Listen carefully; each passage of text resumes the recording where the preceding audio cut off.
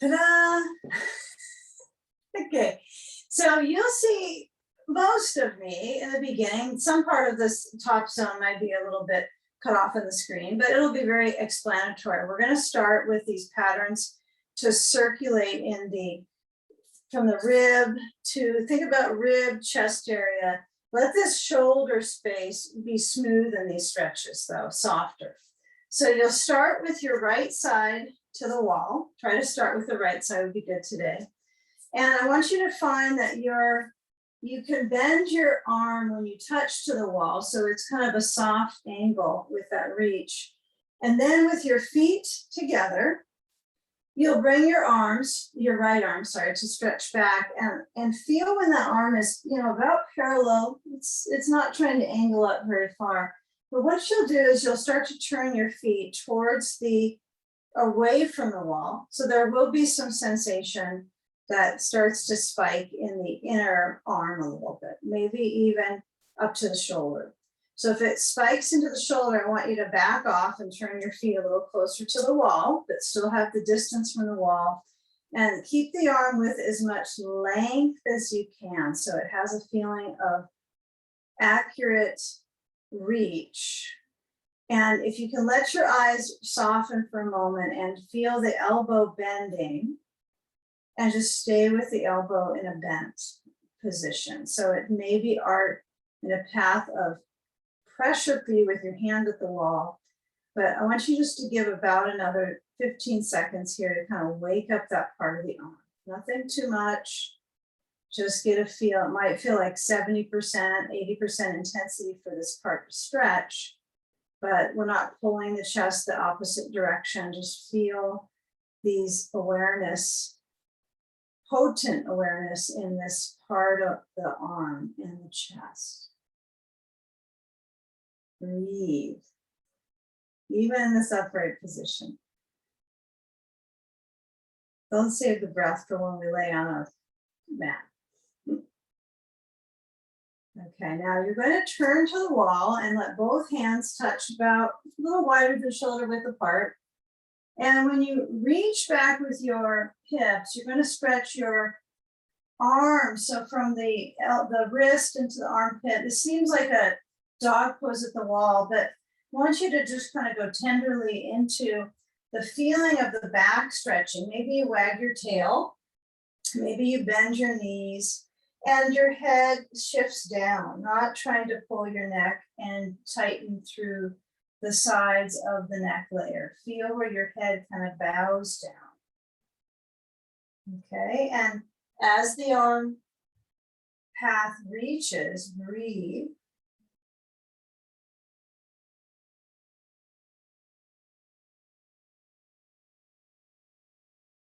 Now walk the feet towards the wall and turn to that other side. So depending on where you are reaching with that left arm, I want you to be careful enough that your feet are close to the wall-ish so that you're not in such a braced position that the elbow can't soften. So this idea of parallel often is important for people to work with to start, but it's called the shoulder clock. So that means the exercise can wander the hand, to different times on the clock. So you certainly have opportunity to explore it if you want to move your hand a little higher or even lower. And the feet together kind of turn towards away from the wall. So you're rotating. And I imagine that one side has just a little difference than the other as far as that range of circulation. Okay, so get a feel here and practicing the consideration of breathing slow, especially if the sensation kind of spikes up here and there. Sometimes it can get fairly intense on the position of pulling. Susan, we just started, so you are welcome into this session here. So we have all our props on the floor. Maybe you can see those, Susan, the bolster across, blankets at the back, 2 blocks, doing just a little chest opener at the wall. Okay, now when you move back, one final push at the wall, bring both hands. This time they're just shoulder width apart. And then I walk my feet back, and I have this kind of leaning position like a push-up type of pattern. So it does feel like kind of like a plank position for my bone structure. And then get a feel that you simply have the legs step apart, the feet about hips distancing, and then cruise that back so that the spine cruise, can move like a little bit of cat-cow. So moving through the spine, it's like a very subtle cat-cow, where you can't really get that big lift in the back like you can with the hands below your shoulders. But get a feel of some slight movement of the spine. So you're extending in the shoulders down into the lats, the serratus anterior. These are all really interesting patterns of expression in our arms that get kind of slumped down during our daily standing position. Okay, so now carefully let the body lift up, and you might need to walk a little to the wall to get back to focus. Turn so that your seat is at the wall and take a forward bend. Final wall thing. Okay, the entry into practice is at the wall, just to get our body kind of flushed out. So if you feel your feet a little bit distant from the wall so that you can set your seat at the wall and not go into a somersault. So you have to have some distancing of the feet away from the wall. And then as you lower down, you have a lot of freedoms to hold your elbows, to let your hands just drain down from the shoulders. But as your spine is lengthening, it's also centering. So let's try this where our arms dangle, and or you hold your elbows. Maybe you like that discipline. And then explore the fluidity of the ribs connecting, maybe touching to the legs, and they kind of flow forward and back towards the wall with your breath. So play with that for a few moments. Now the breath swing, or the breath sways.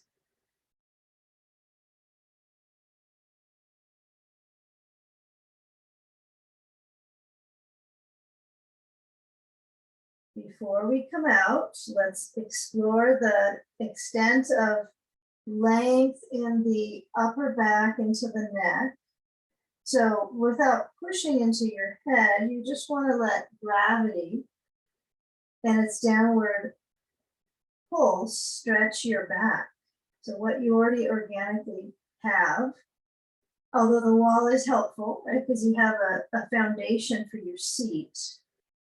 And just feel, how does the back reach out of the back of the pelvis? How this is like an anchor. Your pelvis is your center of gravity.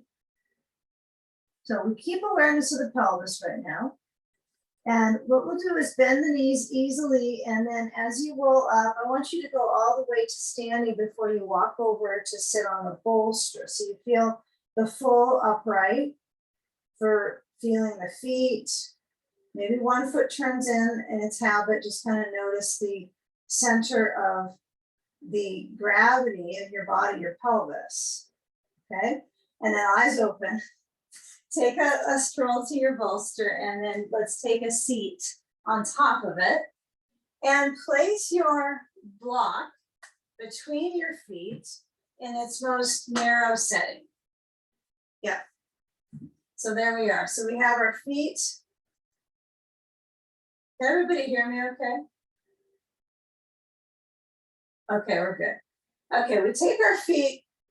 And so we don't take our feet, we just place them on the outsides of the block.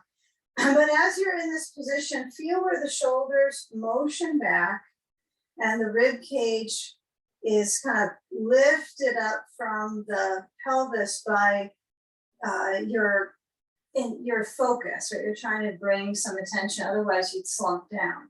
So we want to feel where the shoulders are centered back. And enjoy where you reach with that left hand. We're going to stretch the left hand over to the right knee and keep the knees still open. Right? That's maybe a little bit of an issue here, is to keep that path of movement out from the pelvis, adductors to the knee. Right hand moves back to the blankets, and then take a twist. Feel that intra-abdominal pressure. The knee stretching out is going to create the range of motion already for your shoulder.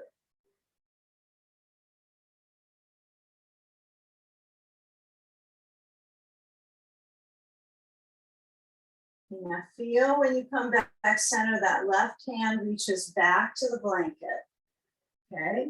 And then if the ribs center, they don't need to billow any exaggerated range. You might find what is the most basic, understated centering position I can be dedicated to. And then start to turn to the left. You'll bring the right hand to the left knee. And then as you rotate, feel the roots, right? The feet, the touching of the feet to the block. If that's too much for your hips to have that block between, you can remove the block and have your soles together and take a twist. So some of us might find it's just a lot of volume fast for the hips to open. But as you're working with that rotation, can you feel where your brain stays, well, hopefully on top of the spine, but when you're turning, observing internally, right? Turning internally, the pattern of movement from your navel center to the ribs and then up and around. I think these seated poses can be a little bit overcomplicated in thinking about them. So just practice is good too. So with that intra-abdominal pressure on your inhale, fill the lungs, and exhale, turn back forward, and we're going to go upside down. So take your block out, place it beside the bolster, bring the knees to point up. Blankets are right behind your bolster, so that will be your platform for your spine. And it seems like it will be easier with that height, but it will be different and not necessarily easier on your stomach muscles. So you want to set up for success so that you'll actually viscerally feel this bolster under you. So you shift a little bit forward, and we have a positional pattern of moving down. Now I find if I sit really far forward on the bolster and then I lower back, I actually can lower back with some ease with my stomach muscles. Now, that's not always the case though. So I think part of it's this whole length of the fabric underneath you and the stack of props. But when you come back, this is a mild inversion. I mean, it's a bridge pose. It has the energetics of inversion. So we're going to lift up from there, but I want you to at least establish that there's length in your back and there's also an arch. So there's an extension. And that extension is also up into the ribs, and the place at the wall that we're stretching is kind of at its 10% level, but it's a little bit of a boost. So when you bring a leg in, bending the knee, any knee will do, I want you to carefully feel the opposite foot on the ground and see if you can indulge in pushing down into that foot. You don't have to hold your ribs, but you could have your hands on the floor or your bolster as well. And then when you're getting ready to kick up, right, with both legs, see if you can feel the tailbone space press down. It's almost as if you're kind of moving in towards the tailbone going in. In other words, like this mild tucking, but not pressurizing your back muscles. So bring that opposite leg up and just simply be slow, right? The key is slow. So getting your sand and going in towards the sandy feet pose, legs up, So as we work on lifting up into our legs, we're going to bring our sandbag. If you have a bag of sand or pebbles, the other day we talked about our pebble pack. Okay. So we lift up our feet and then we have weight, which is great. So you want to find that greatness of the weightness. And if your knees look like they're kind of sliding inwards, there's more of this kind of X frame with the legs, then I want you to try to reset your sand so you really feel like your heels push it up.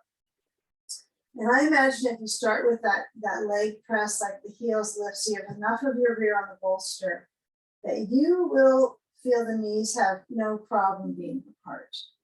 So it might be more of a glute setting to start. If you can start your practice in each of the poses, you have to go to the setting that you need. So then you have to initiate that on your own. There's no technology for it at this moment right here.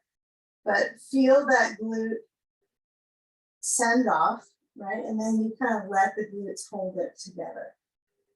So with the arms stretching the chest open, this gets the arms in a position. If the blanket is a little much for you, I've been with a class in person where it's a lot on the back to strengthen. And if you don't notice it, you're fine. But if you start to feel a little shaky, then if you were to go down to one blanket under your head, just across the mat, horizontal, it will likely be easier. So just keep that in mind if you're feeling a little bit uncomfortable with the lift. Yes, let the feet stay with that positional hold. And then eyes rest back, belly breathing.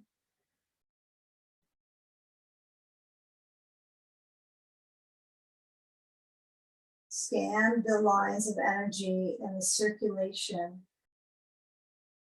route of the legs spilling down to the lake of the belly, right? So it's oftentimes called, well, the Qurani word, right? That means lake, inverted lake. So get a feel for the feet centering. Does that mean for you today that they go a little back or they go a little forward?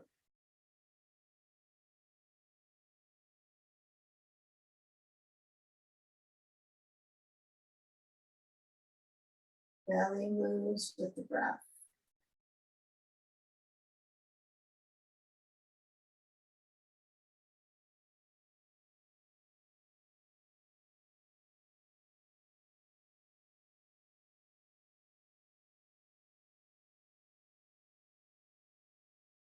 Now the legs have a little bit of a load right now, and the circulation dynamic is flushing, right, the lymph, right? So the lymphatic circulation drains. So when we bend the knees, and there is a prediction that you would probably move your sand soon, but bend the knees and take that micro bend into a true bend that you're feeling, moving the weight of your legs towards your core, and that stretches your back as your knees bend.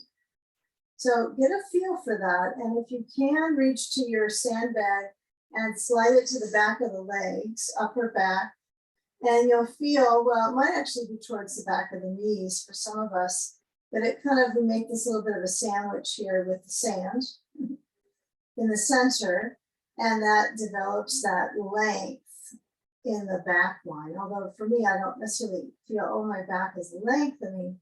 It just feels soothing to the back tissues. So it's kind of interesting. What soothes our back is usually, these kind of poses are weight bearing into it, right? But it's soothing as long as your knees aren't jammed with anything on the other side. Or if you're kneeling, sometimes that can cause pressure, although you're trying to release your back. So these are good ways to release without putting weight into the knees. Okay. So let's keep this frame of smoothing out the back of the hips. So what I want you to do is simply move your sand. We'll go a little different route than smoothing out the back of the hip right now, but we're going to move a sandbag to the top of the left thigh. And you know, if you can move it lengthwise, it's some like to do that specifically thinking that will turn the foot in or something like that. But usually that breakoff point at the knee, right, is probably about hyperextension as well. So what you might work with is make sure you're enough on the bolster, you're not sliding off it at all. And then when you pack into the belt part, see what happens if you can get your belt in a wide loop. We're kind of just growing right into this. I make the belt into a wide loop under my right foot, lift that leg up, and then steer that sandbag. Doesn't matter how it looks or if it seems to kind of get sloppy and it falls off on the inside, just muster away so that the sand is felt at the thigh lid, okay? And that will peak the stretch in the hamstring. But today I want you to keep it so that you hold onto the belt, and the belt is across the bottom, top back bottom portion of your foot to the ball. If you slide it down to the middle foot and you kind of pull to get the base lengthening, right, the base of your right leg all the way up to the heel bone. Kind of play here with the circulation and the dynamic of moving the leg closer back in towards your upper body. It's likely even those of us that are pretty mobile and flexible in the leg could feel this circulation. Okay. This will be the ultimate test. So we take the leg back straight up towards the sky, as far as you know it, it's straight. You're going to hold the belt together with the right hand. And I would put a hand on your left sandbag, the one that's the left sandbag, the one left out, and move the right leg out just a small degree. But I don't want you to overdo it so that the left thigh starts to rotate outwards. So you want to let that leg move out and find your range of rotation in the hip, the inner line of the hip, the anterior SI joint. So you might surprise yourself and go a little farther than you anticipate, but the idea is the leg is straight. So I think I can go that far, and then I've got to back up a little bit. And it should feel like the whole time you're doing an exercise. It's not like a restorative moment. Okay. You know, come back up through center and let that sand slide off the left leg. Now hold the belt with your left hand and cross the right leg over to the left. So we take it into a crossover. The left leg may need to bend and kind of swoop so the knee bends and the foot swoops in. And you might find, oh, that's a lot of energy starting to cycle through my side leg. So that would be a good one to work with, the lower leg movement. And feel the right foot supported. You know, with all that energy that's been kind of spinning through this right leg, back leg, in leg, side leg, you feel that the leg has lots of parts of muscular awareness. Simply pull with that left hand, bring the leg back upright. And then when you take the left foot up into the belt, you'll just push the feet out and you'll hold the belt. So if your belt loop is, you know, substantial, it's really wide, then you might, you know, not let the feet go out too zany. You want to make it saney, not zany. So it's a kind of a sane reach with the feet, and work on that inversion. So inversion set the body into a state of repair, right, as far as the circulation dialogue with the lymph. So just let the hands hold the belt. slide the feet together by pulling the belt towards your center, down towards you. Might be pretty easy. And then bend through that right knee. Get a pretty good reach up with your hands to slide the right foot out and be able to hold the belt properly to balance on the left foot. And then lower the right leg. And take your time to get that sand on it. You might start with simply being a little compelled to feel what it's like with holding onto that leg. Because the sand's a distraction, right? You got to kind of get your sand sack, your sack of pebbles to the other leg, the right leg. And for all it's worth, right? Let it be weight on the leg and noticing that simple awareness. Not necessarily if your leg is a great leg or it's turning an out leg or if it seems like it's different and better. Just feel the weight proportion and go towards feeling as you move that left leg towards you, holding onto the belt firm. Find the right amount of firmness and circulation to the back of the left leg. Flex through that left foot. How does that feel with your, the dynamic might be fairly comfortable for some of us, or we want to do more, but maintain it like it's a discipline. This is part of the practice. Right leg might turn out of the foot. So feel what your action is if you try to keep the foot collected and a little bit more ankle in the center versus floppy. Just kind of feel if that changes your stress on the other leg. And maybe letting that leg relax is better for your stress right now. And working on holding on to the belt. Move the belt pieces together and take a reach with your left hand. And move the left leg out. Yes, it's going open to the left side, and it's certainly wanting to keep the sand on the right leg would be best. So don't get too wonky with it.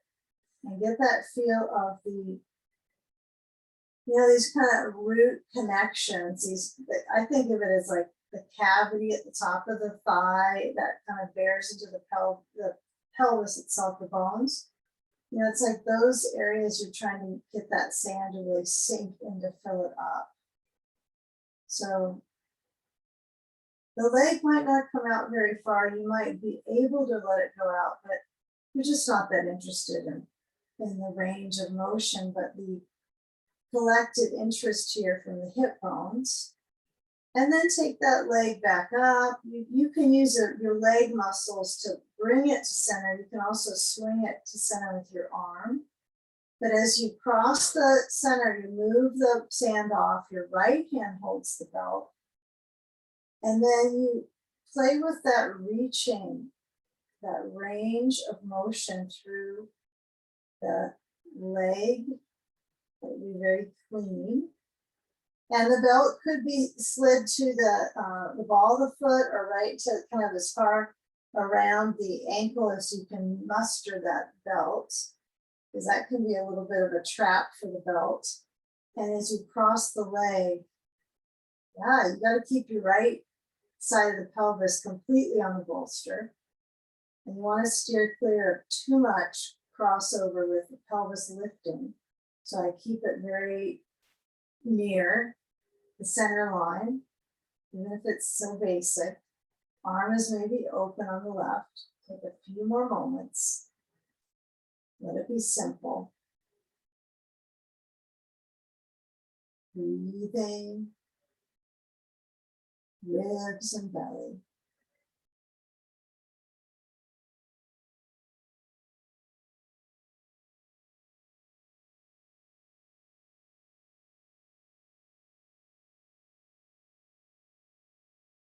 Now bending through your left knee. You're going to start to slide that belt off the foot this time and Bring both knees to point up. Take a block or a ball, it could be either one, between your knees. Yeah, they're both good. I can see the benefit to anything that is at least a block between the knees, some sort of a spacer, you know, ball or block. And let the knees shift from right to left and feel the arms addressing that openness. And I'll give you a little bit of an insight. We're going to go to side sage from this pose and give yourself a few moments before you get all organized around that idea. But the reason I'm mentioning it is that when the knees go side to side, depending on how dedicated you are, kind of moving them over and kind of dropping them, with that, which means your hips lift, right? When you actually increase the crossover, that you start to feel the side flesh loosening up, right? Around this back sheath. So it might get to your lats, but take the time to let this become a lower body and an upper body position. So now we're starting to branch from lower body into the upper body. So let the roots kind of move up into the branches here. And give it just a few moments of the crossings, the knees side to side.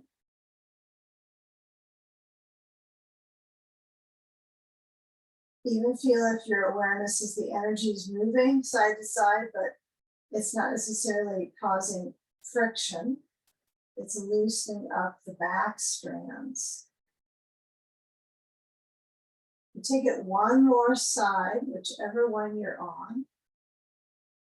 And then momentum can be your best friend to get from here to the next state. So we'll move the object between the knees. You're going to need this for maybe for side sage if you use the ball, so don't toss it across the room yet. And you're going to find momentum. So if you're on the right side with the knees rolling to the right, you're likely going to swing them over to the left and then slide down, and you're down on the hip next to the bolster, so you kind of come up. We'll see. Did it work? Worked okay. Okay. So far, so good. There's always new things to do, even though we're doing the same things. So take your side sage. Give yourself that time if you're working with that ball on the inside of the right leg.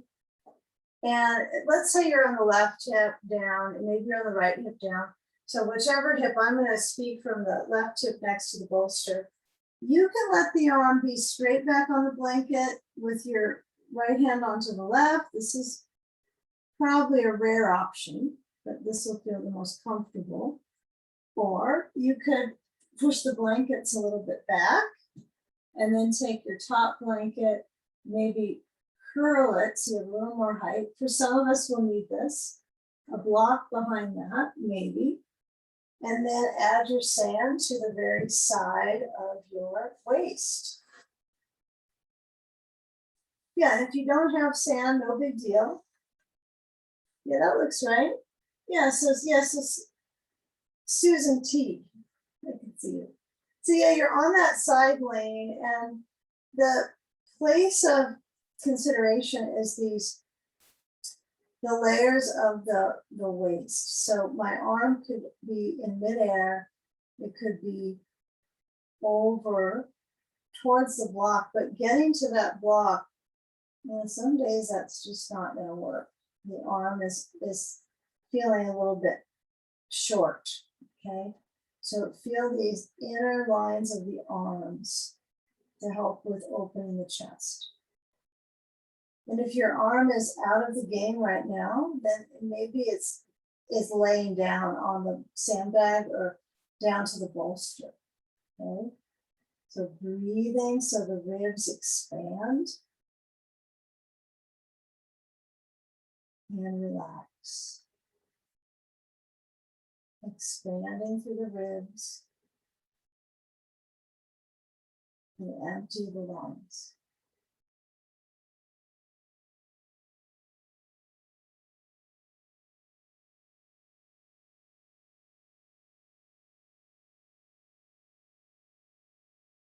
Okay, And giving the time here for the legs to also be in this formation with that left leg in its bent position, kind of held against the bolster, the bottom leg. And with that upper leg connected to the waist so much in the hip, you know, it's trying to move back and then also balance the circulation between the arm and the leg. So you want to feel an opposing reach. And even if the arm is not reaching, you still are working with that opposing reach with your ribs. Since you have 12 sets, there's enough that there's at the top and then there's down at the very base, which is way above your hip still, the rib. But they're pretty tightly together, right? The ribs. And all things considered, it's a pretty small frame of a rib cage, but there are many of them.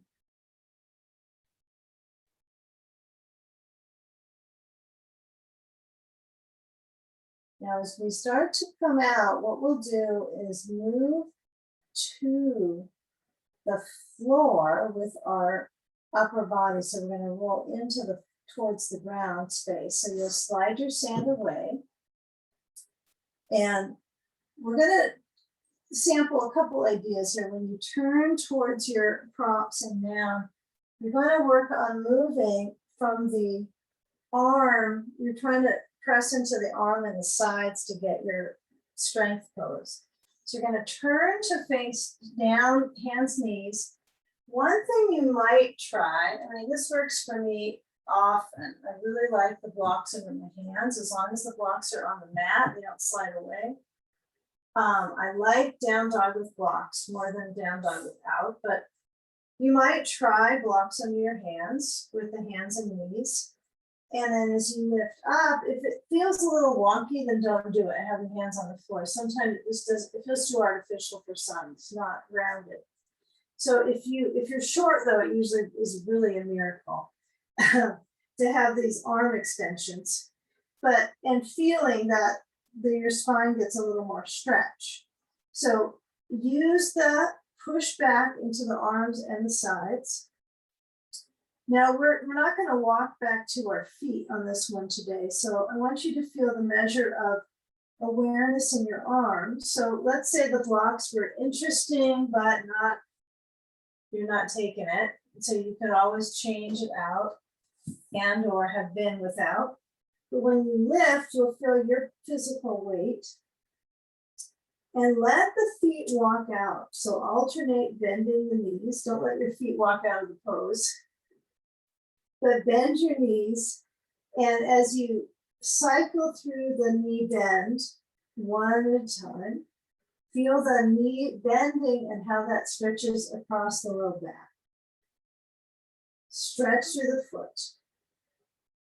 Really stretch through the band to the bottom of the foot. Take a few more moments here. Maybe where both feet are even, not pulsing, but feel them hips distance or wider, and reaching them back and down. Head centers down. Okay, so if you're using the blocks, you still have the same instruction, right? Same instruction with blocks.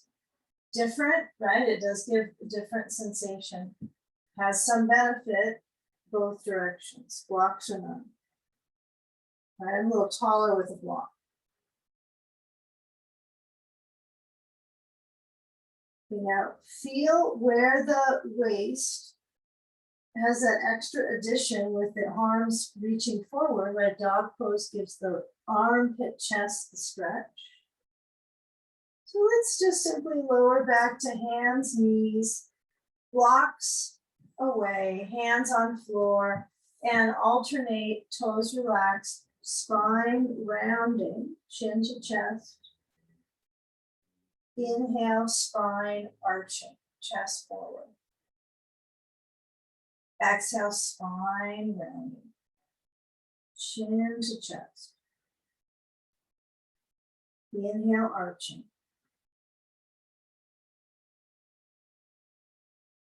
And feel the rounding pattern of momentum through your back muscles.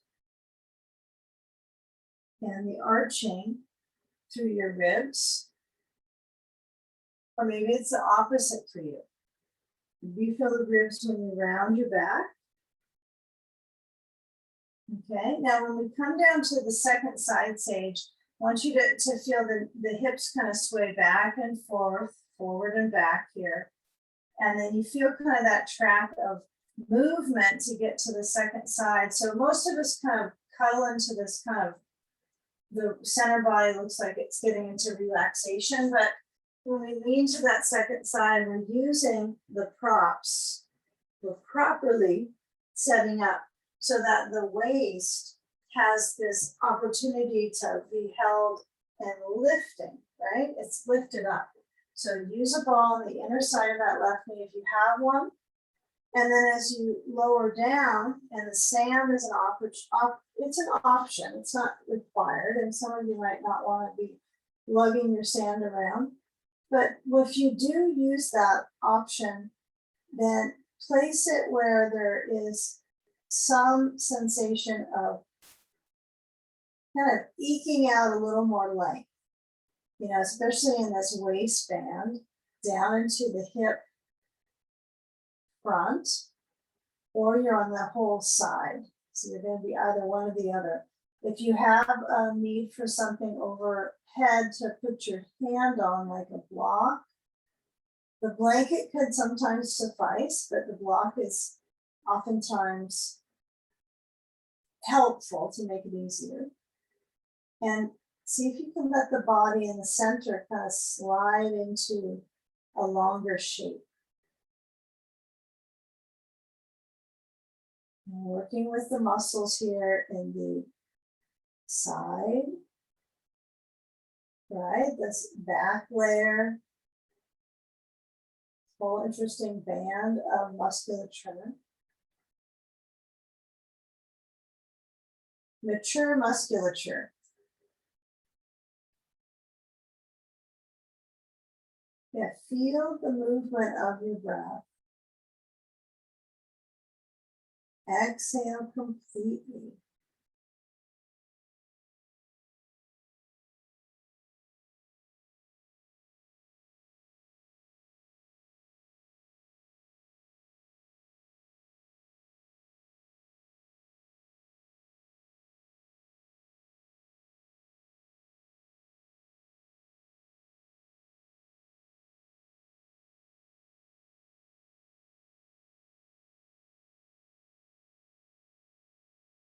Now feel the experience that is the most potent space, right? Maybe it's your mid, like it's navel area across the side of the waist, down maybe to the pelvis, but there's kind of mystery musculature and how you're integrating it sometimes in the side position. So I think it would be healthy to work in this whole pelvic platform, right? Which is usually a bridge pose. That's kind of what my first thought would be, pelvic platform. Bridge is a good start. So what we'll work with is getting a little bit of that hip flexor, a special kind of category for that today. So when you move that upper arm, depending on how your setup is with your props, maybe your arm is down, maybe it's over. But roll your weight into this left, the right side for me, maybe the left for you, but rolling into that side, move the sand away. And then what I want you to move is you'll have if you have a ball, just keep it nearby. And then take your bolster to the feet, okay? And maybe put your feet on the other side to start. This might be a good prep pattern. Okay, before we get on our back, you've got all the stuff behind you, but let's not get too worried about it because it takes our energy out of this one. So I've got this bolster under, and it's not scooped up under my knee, which would be like, oh, that's easy. I just hold myself up with the bolster, but you're actually feet on the other side. And place your hands on your kneecaps, lean back for a moment. Now, this is not like, you know, really intense core work. I want you just to get a feel what compress. Some things compress here. Some things feel like they're they get tighter, right? That's the key for core work, is some things you're binding up. So when you move forward, now this means like heart being forward, inhale. Don't worry if the belly moves this way or that way or goes upside down, just breathe. And then as you exhale, you're typically rounding the back here, right? That seems to be what the back's gonna do. I don't think you can have a straight spine and go back off the tailbone here. But when you pull yourself forward, you got to hold around the knees or below, and then you round back. Just be really interested in this mid-body moving. So it has nothing to do with looks at all at this point. Like, that's a good looking pose, right? This is not one of those poses. Your particular position is this core connection. So you're just very much a core fanatic. It's like, oh, how centered can I feel my mid-body? Now you're going to lower back, but you need to probably get your blankets so you only have one at the back. I like it this way because then I can push it away when I don't need it easily. So I want you to lower back with your feet on top of the bolster, have your head on a blanket, and that's definitely one that you're going to be a decider on if you use this blanket under your head. But you might start with that just to feel the platform, just the knees pointing up. And what is your natural distance? Let's just see what that is without adding a bunch of props. Okay. Feel the distance that you're particularly comfortable with. And then we'll add a block. And we'll be really simple. We're going to break this down for the pelvic kind of platform. So without anything but the block, you're going to lift your hips up and you're going to slide a block under the back of the pelvis. And I want you to have that block at the highest height you can have it without feeling like it's compressing, tightening your back. So some of us having the block up at the low height is really nice. It's comfortable. It's a wider platform. The second height, when you tilt it up, so that would mean it's under my back right now, but it's going to be that center second setting and also across horizontal. I've seen it taught when it's lengthwise many a time, and some like that. So I think that's a personal choice, but it's taught both directions. It kind of digs into that space in a different way when it's length, spine-wise. So now feel if you can push into your feet, however your height is, let your body kind of center on that. Push into the feet, and then feel the rear space, feel like it stretches down. Now, what's doing that movement is likely the integration of the back leg, right? And maybe a lot of the glutes. So likely if you push into your feet and try to lift your hips up a small bit, smidgen more, you can lengthen the tailbone a bit. Make sure that block is in a spot as high as you can on the tailbone so that you can stretch your spine. This is like a spine stretcher, okay? And then once you center down and you're relaxed, some of us, the block will be a little bit above the tailbone. Some like the block right around the tailbone, but it's probably a little bit up, likely. So it feels like the base of the spine. And then get a feel for your arms down, the elbows down, the shoulders kind of rolling under. I feel like my hands are like a praying mantis or something besides my waist right now. I don't have a visual of a praying mantis very often, but that's what came. So feel your arms, and I want you to try to let those arms be kind of like these logs on the sides of your chest, so they're really by your sides, okay? Arm logs, okay? Now, this is where you go, okay, I'm gonna feel how my neck is. Do I want this blanket or not? So if I nod my head side to side and it feels like it's pulling my head up, you don't want the blanket. You don't want more cervical rounding, right? You don't want to round your neck down more. So even if you take it away and you go, okay, that's kind of hard on my head, but I'm certainly not rounding, I'm tilting a tiny bit, that's better. And you might adapt really nice, and if it's just too uncomfortable, You can always take half of that blanket, not half, but you can make it a little less height, right? Flat. You can make it a little bit less than that quarter fold and feel that. Okay, that feels pretty good. It's a good balance. So shoulders under, okay? Feet are up so you have more circulation through the spine. Feet are on the bolster, not up in the air. And then I want you to let both legs straighten down. Ah, this is the full bridge, the full deal. And my legs could be closer, but I know that doesn't feel great on my spine, or at least my back muscles. So feel the distancing, a little bit of space at the legs. Okay, and the shoulders may roll in when you try that.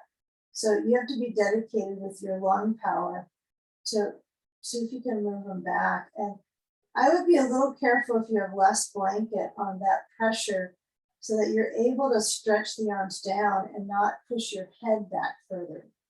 Like you don't want to be trying to force your head into the floor. It should be the shoulders, the muscles in the shoulders pushing back. So just give it a few moments. We'll be doing 3 types of bridges, but so the pelvic area has a lot of workout in the tone. But what I find interesting about this is that I'm not a huge fan of the shoulder part.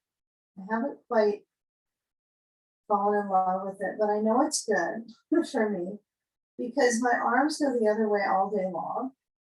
And that's kind of why, right? My arms drop forward all day long. And doing this makes me feel like a little like a robot, but it's a good angle for your ribs and your lungs.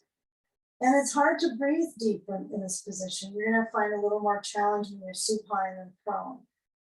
So strengthen that inhale. And then let your exhalation flow out of the mouth. If your back is getting a little bit sensitive to this, it doesn't love it, just bend your knees. It's that easy. That's usually the trick. You just bend your knees, feet on the bolster. Do that if you need to, just do it. Even if you could do the legs down, but it's not your favorite. Okay. Now let's all come out with the feet on the bolster, knees point up, bottom of the feet down. And when you push down to the feet, I want you to scoop the tail just about 40%, lift up enough that you can slide the block out. And at that point, with the block out, you're going to bring your arms overhead, back behind the shoulders, and slide the spine down with your arms back. Do a little bit of one vertebrae at a time. You can always go slower. That's usually the truth. And once you find that full platform, the arms are going to go down by your hips. So the hands stretch forward and down. And we'll do a drawbridge cycle. So the feet are either on the bolster or on the floor. You choose. If your bolster feels like it's not too committed to helping you out, you might need to hook the bolster with your heels on the other side and get it closer. Okay, they're not usually exactly perfect across when you look at them, what people end up doing, but you want to feel like it's under your feet. That's more important here than the bolster being lined up. Okay, so we'll be moving our arms and our hips in tandem. So as you lift up your hips, stretch your arms back overhead. Inhale, lift up, let your body get some good pelvic work here. And then exhale, lower the spine from the top branches across the blades, down through the middle branches, and then you might feel the ribs and lower down. The arms go last, usually mine do. I can't quite get that rhythm right in sync. So as you scoop and lift, I want you to try to let this be an exploration. Even if you do a session, you realize some of these sequences, you're surprised how little you know about yourself. Sometimes you'll realize, wow, there's a lot in there that's kind of, didn't think of it that way, or there's more to learn internally. It's your lifetime work, so it's not going to be in this session, right? Just sometimes they're interesting. Okay, sometimes your body is interesting to you. Sometimes you want to go away from the whole thing. But when you lift and you lower, feel the arm gesture of movement. Arms are complicated, right? You don't stand on them, right? You're not on all fours, so your connection to their mid part is different than your pelvis and your feet. You know, so I think we're already a little challenged with that experience. So feel this getting a little bit more balanced. Take a couple more, and maybe you're in sync now with the movements. They can start to get a little easier. Feel the rhythm and the pattern.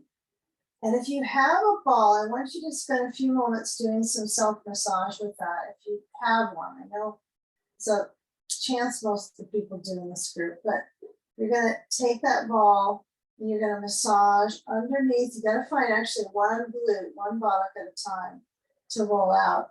If you don't have a ball, what you're gonna do is feet on the bolster, a little wider than hips distance, windshield wiper side to side. All right, we'll all do that at some point.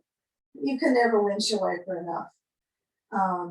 But when you do have that ball under your glute, I want you to have it in what's the glute medius, so that's the higher part of the buttock, and it feels like it's connected right to the lower bone of the pelvis, the back of the pelvis.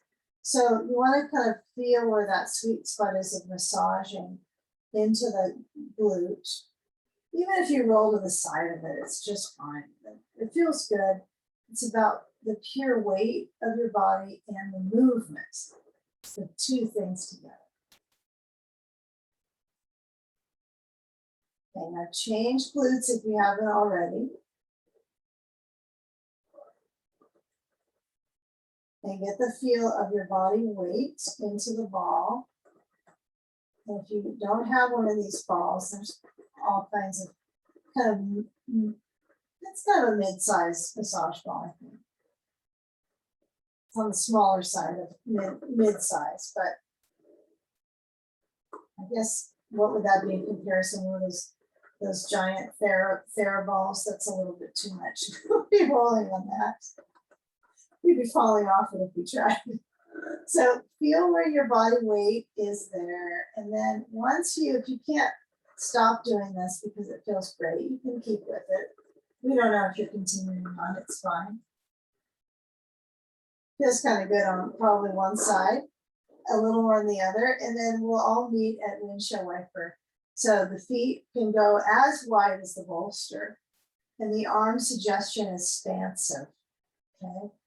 So feel when the knees go side to side. Now, if you kind of want to have a little kick with it, you might kind of swing the top leg out. You might feel like that's just a nice movement, but there is something to be said for kind of cornering your circulation with the feet down and the knees sway side to side. And now, once we move back into the mid center of gravity, feet are going to draw in, knees in. Hold on to the space behind the legs, so it's kind of scooped up close to the back of the knee. And just get a feel of as much length, and the back of the leg is important versus below the knee. And get a feel, if you can push down with your hands at the very base of your hamstring, kind of the attachment area, right? And the spots in there are pretty kind of ribbed, right? And it's not usually the most comfortable space to touch into. But just kind of feel that connection down in correlating into your core and your back. And it's kind of this whole band here.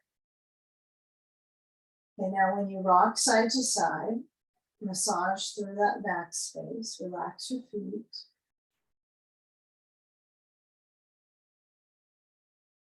And then lower down and push the bolster to the right with a foot or 2 feet, or maybe a hand adds on the support. You're going to scoot the bolster to the right and lower the right leg kind of besides it. It's not right next to it. Probably the farther away you get from your bolster for this, the better the crossover. So when you reach the waist over to the right. So you're going to swing that left leg to the bolster.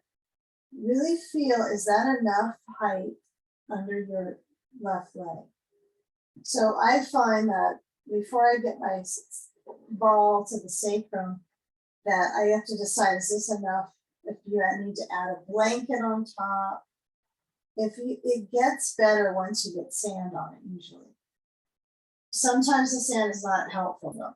So place the ball at the sacrum.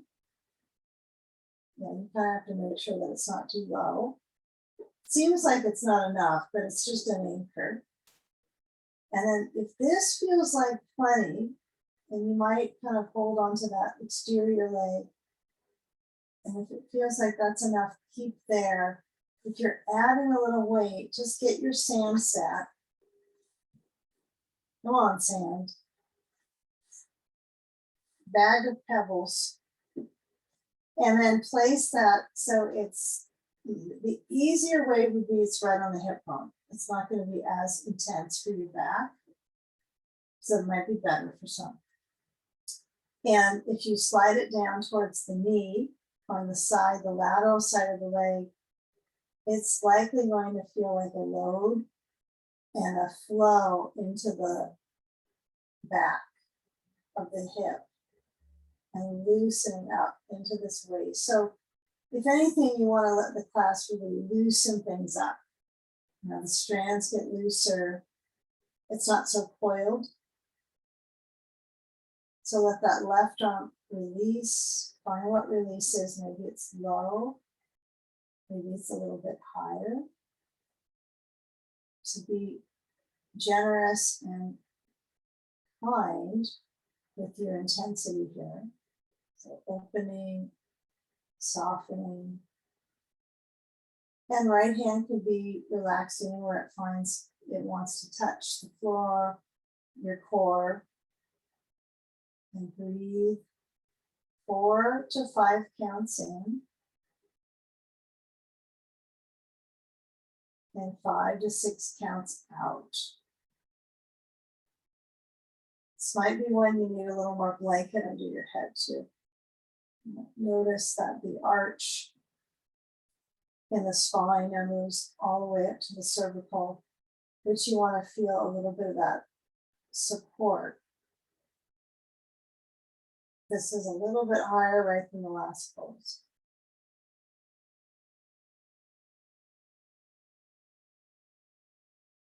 The weight in that right hip should be pretty heavy, right? You should feel like you're not kind of trying to clench and hold back. You want to let it just be.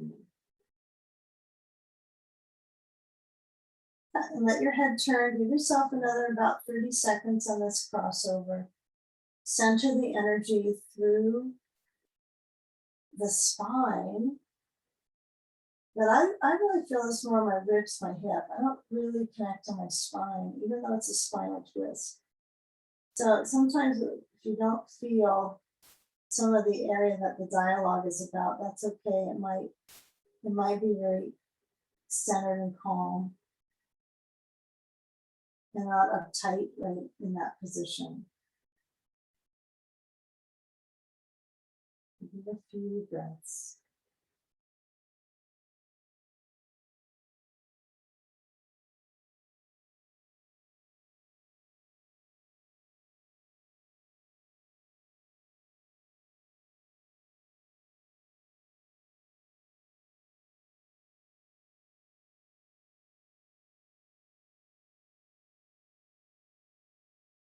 We're going to slide the sand first. I'm going to take a reclining pigeon pose. So the ball goes away. You might find when you roll on your back that you just slide your right foot in and hook the left foot on the right knee, and then start to rotate to that back. And then as you bring your knees in, the slow is the way to go, right? Slow go. So approach the lift of that right foot and then the crease. Now, if you feel like, oh, that's a little much on the knee, or maybe even if it just is a nag, then you want to go back down with the right foot And slide the foot a little bit down, so farther downwards, and work on this pose, the knee open, the inner thigh flush. So I think that would be what I would do, right? Because you're still getting these tissues, right?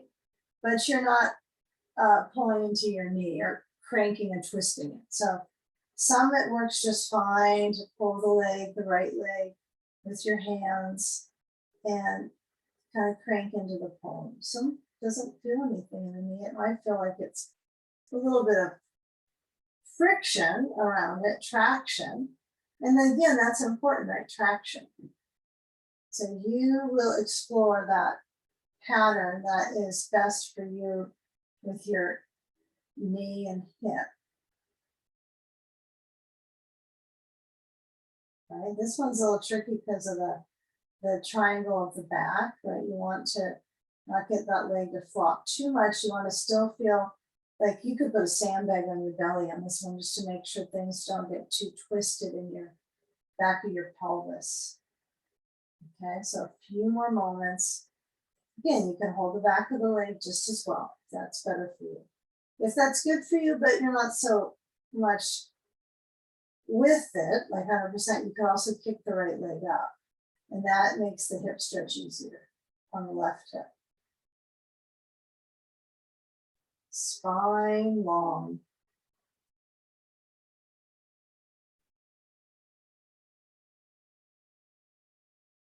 Okay, now bending. Well, everything's bending.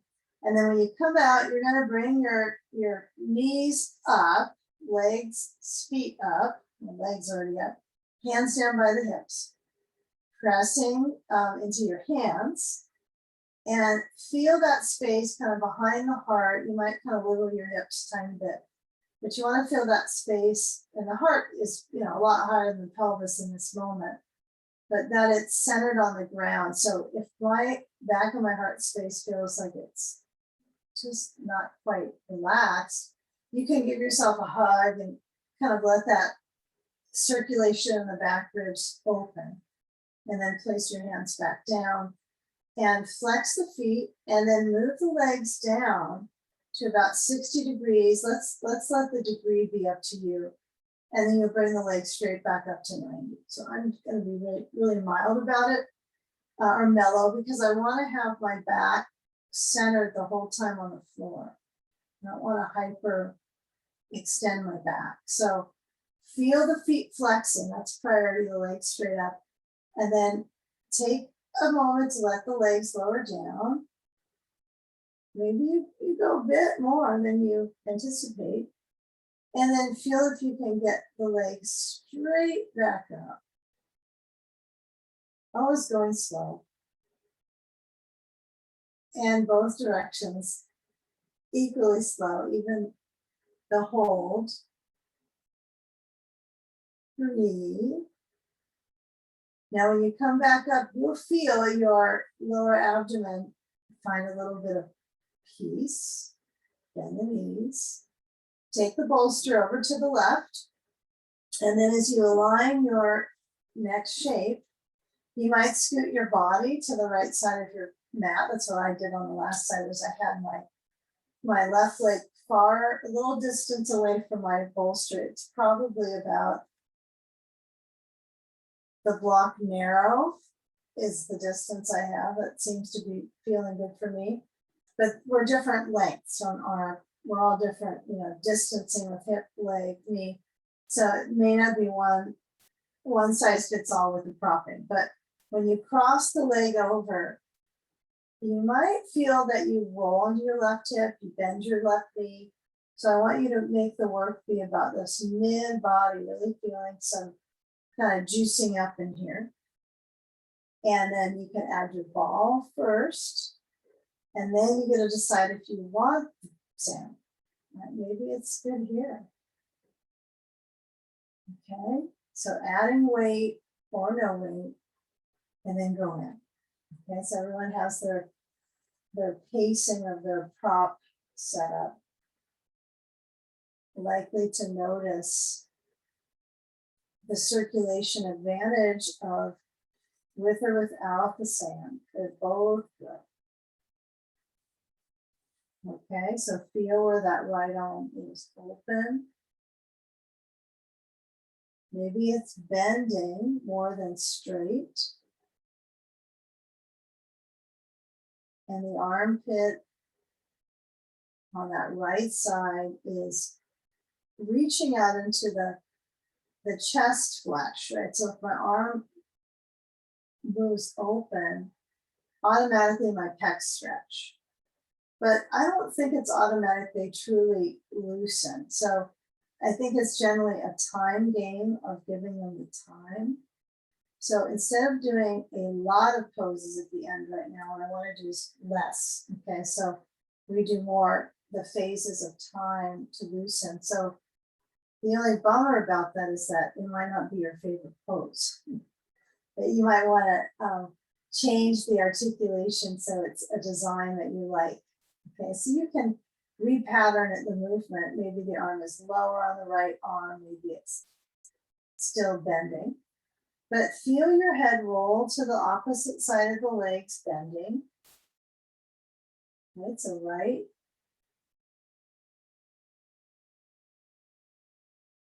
Remember, always work to do in this core collaboration.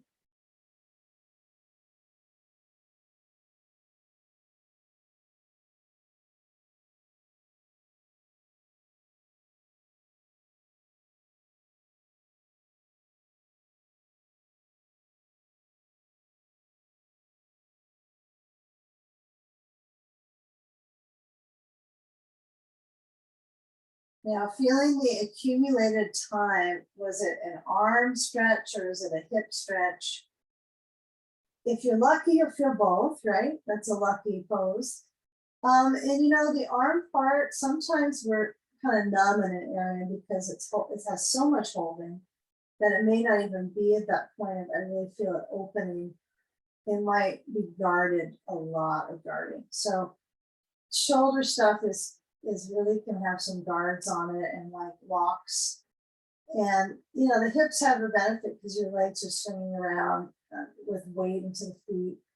So it's a different medley of operating those parts. The upper can get a little stiffer. So, you know, get a feel here for the last remaining moments of this twist, that the spine is part of the movement of the arm. So my arm is starting to get a little much. It's just adding on more intensity than I need.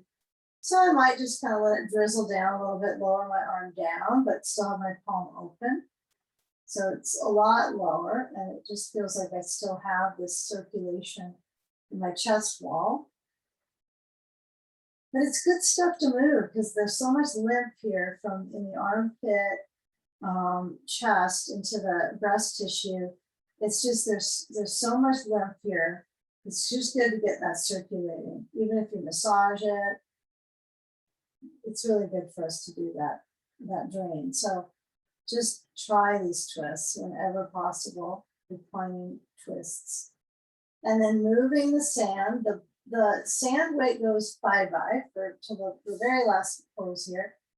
And then the ball, I want you to bring your knees in center. We don't all have a ball maybe, so we won't just use ball there. We'll bring our feet about hips distance, no wider at all. And rock the pelvis so you feel like the tailbone pushes down and then you scoop a little under. So it's a tailbone motion like cat-cow, but very subtle. Okay, so it's tail presses down and then a little bit of a scoop. So my feet have to push firm.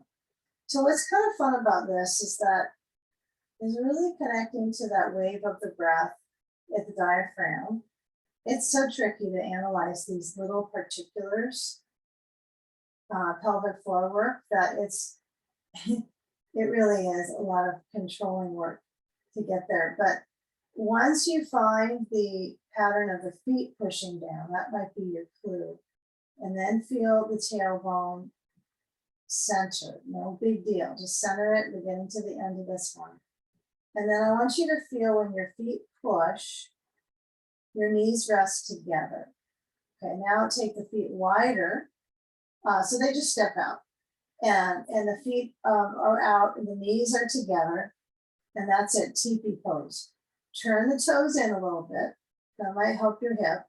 It feels more comfortable. Give a moment here. Now, if this is where you want to end your practice and maybe a sandbag on the belly, this is fine.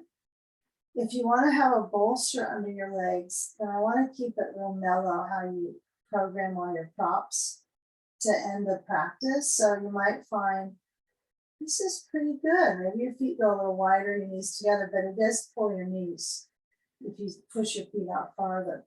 So you don't want to get too crazy. Remember that stance you do, some people used to do as a kid where they sat between their feet, knees together. And so we don't want to go that far. But if you decide you want to use your bolster, you can do a bolster bench, right? You can roll up and get your blocks under your bolster. Some people would really prefer this just in general for their final pose.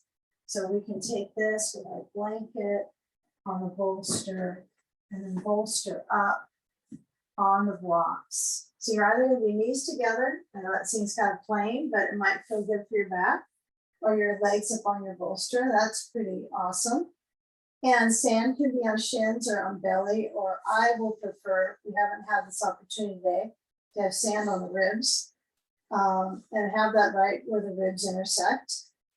And if you go a long time without doing this, you'll probably not like it. So you might find just to try to get the tone in the breathing muscles with the weight bag.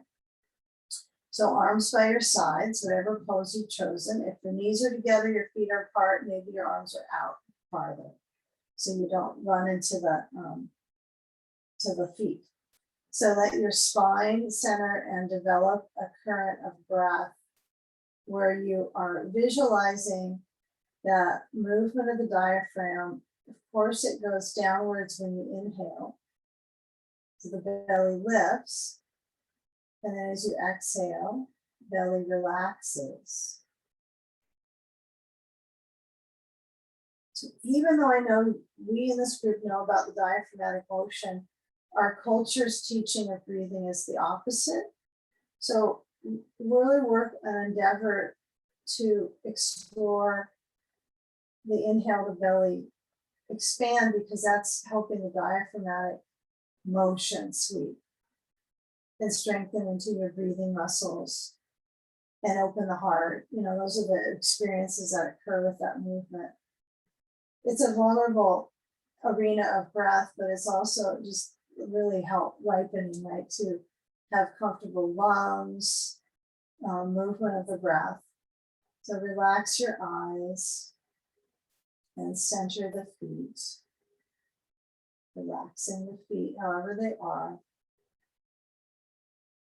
Breathe fully.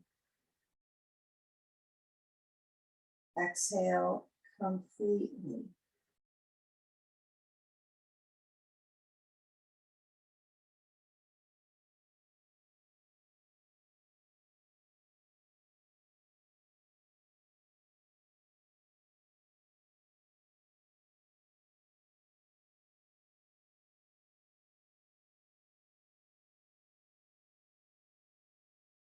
And once the belly has that motion,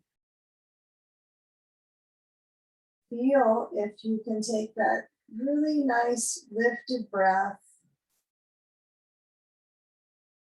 And then if you have that sandbag, remove it and feel that comfortable excursion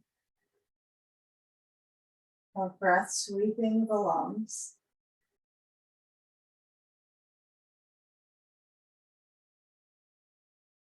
Enjoy being in your body, breathing.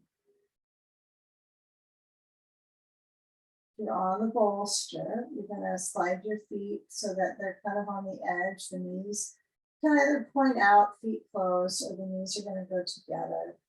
You be the decider on that motion. You can also butterfly the legs. That can be nice too.